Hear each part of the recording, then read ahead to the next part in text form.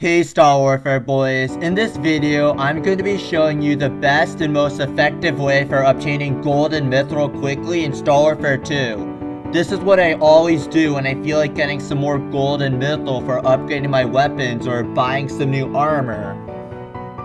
So, what is the best way how to obtain gold and mithril in Star Warfare 2? Is it by doing endless mode for a while? Is it by completing the single player missions and getting gold and getting mithril from the objectives? Well, the utmost straight answer to that question is by defeating bosses in multiplayer.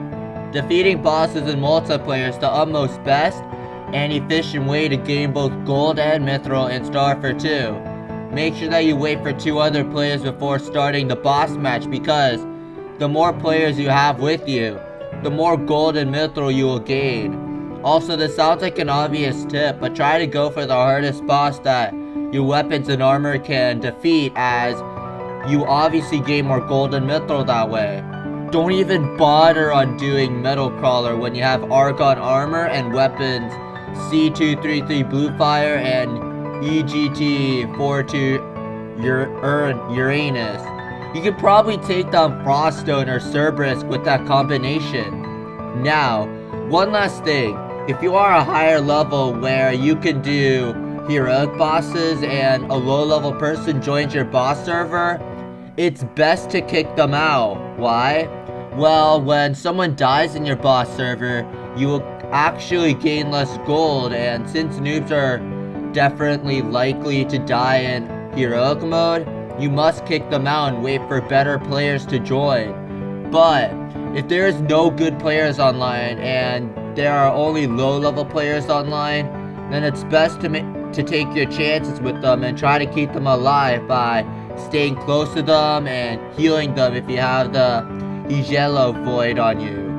And if you successfully manage to make a low level player survive a difficult map, and it's good news on you because you did something difficult and the low level player gets a ton of gold. But here's the thing, every time you kill a boss, the number of gold and mithril gained will decrease, meaning as you keep on killing more bosses, the gold and mithril reward gets less and less. And eventually, you'll be gaining so little amount of gold, it'll get to the point where you're gaining nothing after killing a boss.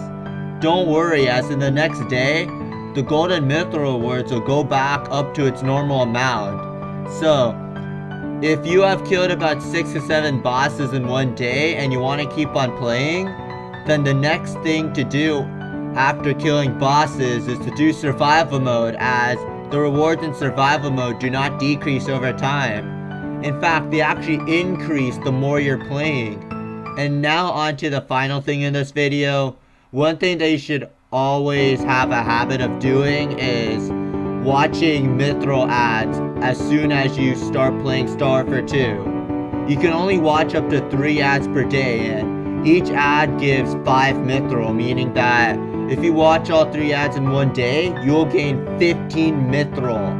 And this is great because you get roughly the same amount of mithril in a boss fight, and since watching all 3 ads takes roughly 1 minute and 30 seconds, and killing the needed aliens and killing the boss takes roughly 7 minutes, it's such a win to watch mithril ads. Now, another reason to watch mithril ads every day is because it really adds up for just a minute plus a half.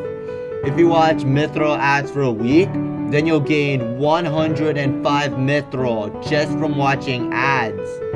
If you keep on watching mithril ads for a month, then that adds up to 420 mithril.